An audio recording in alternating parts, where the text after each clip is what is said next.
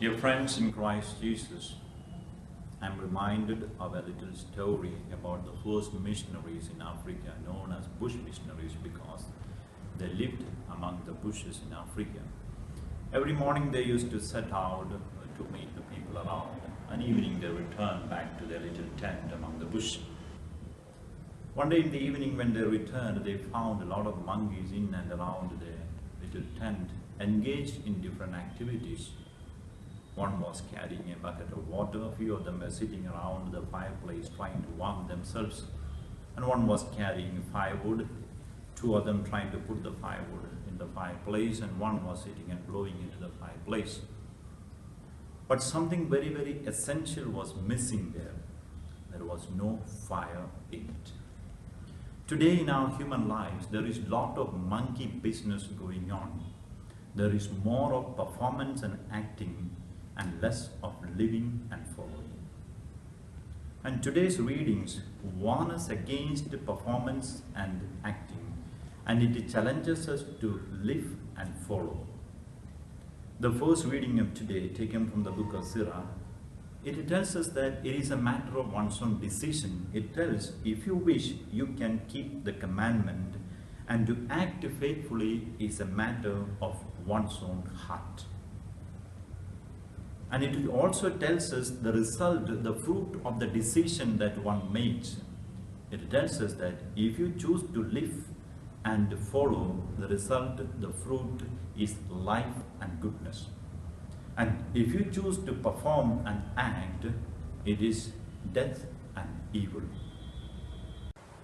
In the response of today, the psalmist said, they are happy who follow God's law. So our life becomes happy and joyful when I decide to follow and to live and not to perform and act.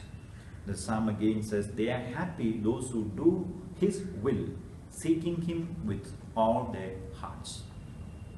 In the gospel of today, Jesus gives us a checklist to evaluate and identify whether I am a follower or I am a performer or an actor.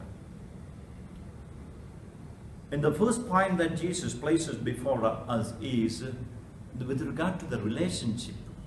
Jesus brings to mind the commandment to do not kill. It is not just merely doing away with the physical life, but it means much more deeper. Jesus speaks about a relationship which creates life.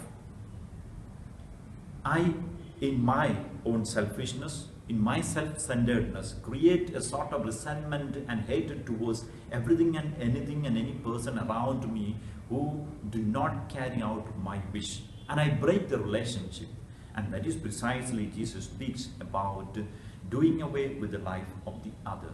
Breaking the relationship for my selfishness is breaking away the life of God from me and from the other. And that is not the mark of a follower. And secondly, Jesus speaks about single-mindedness, that is commitment, which is brought out in marital relationship. All of us are called to live in different walks of life. I who live a priestly and religious life, living in this life, looking into the world and saying that that life is much better than this, is called adultery, unfaithfulness. A family person who is living the life and committed to one single person, looking into the other life and saying that that is much better, that is again insincerity in commitment. And that is again, Jesus says that it is not the mark of a follower. And thirdly, Jesus gives us a checklist to look into our own self to know whether I am a follower, is this, that often we, to escape from the people and situation, we say yes or no and we never mean it.